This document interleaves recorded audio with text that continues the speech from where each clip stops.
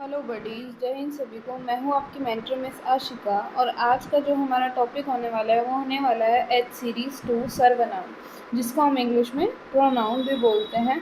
तो आज हम जैसे कल हमने संज्ञा नाउन के बारे में पढ़ा था, आज हम सर्वनाम प्रोनाउन के बारे में पढ़ेंगे। सो let's move on next slide. जो हमारी स्लाइड है वो है सर्वनाम के इंट्रोडक्शन के बारे में, उद्देश्य के बारे में। क्या होता है सर्वनाम? वे दो शब्द होते हैं जो संज्ञा के स्थान पर प्रयोग किए जाते हैं। जैसे मैंने बोला कि मोहन आज स्कूल नहीं गया है, ठीक है, बट यहाँ पे वाक्य में मोहन नाम का प्रयोग हो रहा है तो वो क्या है? संज्ञा है। बट मैं मोहन की जगह मैं बोलूँ कि वह आज स्कूल नहीं गया है, तो वह क्या है? हमारा सर्वनाम। जो भी शब्द को हमें बार बार प्रयोग करना पड़े, उसके स्थान पे अगर हम किसी शब्द का प्रयोग कर रहे हैं तो उसे हम क्या बोलते हैं? सर्वनाम बोलते हैं। मैं मोहन के परीक्षा के बारे में लिखूं तो बार बार मुझे क्या लिखना पड़ेगा?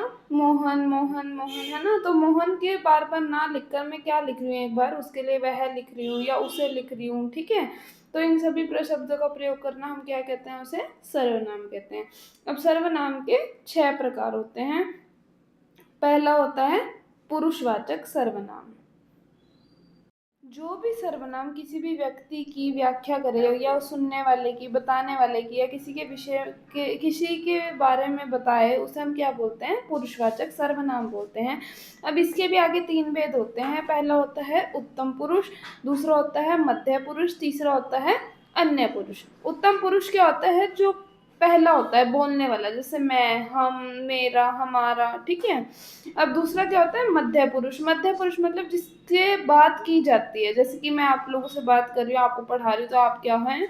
मध्य पुरुष है। अन्य पुरुष मतलब कि आपने मेरी बात सुनी और आपने किसी और को पढ़ाया, तो वो क्या हुआ? अन्य पुरुष। जहाँ तीसरे पर्सन की बात हम करते हैं उसे हम बोलते हैं अन्य पुरुष। सो let's move on next slide. जो हमारा सेकंड सर्वनाम होता है वो होता है निश्चयवाचक सर्वनाम। निश्चय मतलब जब हम किसी व्यक्ति या वस्तु को संकेत कर रहे हैं, उसके बारे में ही बता रहे हैं। जैसे यह कविता सोनू हंस की है। अब मुझे पता है कि ये कविता किसकी है? सोनू हंस की है। वह एक स्पेसिफिक पर्सन है, मैं उनकी तरफ संकेत कर रही हूँ, ठीक है। मैं उन्हें जानता तक नहीं, भी एक व्यक्ति है जिसे मैं जानता तक नहीं, तो वो क्या है? निश्चय है। भी वो एक ही व्यक्ति है, ऐसा तो नहीं कि हम सभी को नहीं जानते। So let's move on. निश्चयवाचक सर्वनाम, जब भी कोई चीज़ हमें निश्चित ज्ञात ही नहीं होती है, किसी वस्तु के बारे में, व्यक्ति के बारे में हम निश्चित जानकारी नहीं होती, तो हम उसे बोलते हैं निश्चयवाचक सर्वनाम, ठीक है। जैसे यह कोई रहता है, यहाँ कोई रहता है, ठीक है। वहाँ से कुछ ले लेना। अब वहाँ से कहाँ से ले लेना या फिर कुछ ले लेना, कोई कहाँ पे रहता है, तो ये क्या है? हमारा अनिश्चयवाचक सर्वनाम, जिसके बारे में हमें कुछ निश्चित ज्ञात नहीं है, ठीक है। So let's move on next slide. संबंधवाचक सर्वनाम, जिसे हम बोलते हैं रिलेशन के बारे में, जहाँ पे एक शब्द दूसरे शब्द के साथ कोई ना कोई संबंध रखता हो, ठीक है। जैसे जिसकी लाठी उसकी भैंस, जो करेगा सो भरेगा, ठीक है। या फिर जैसी करनी वैसी भरनी।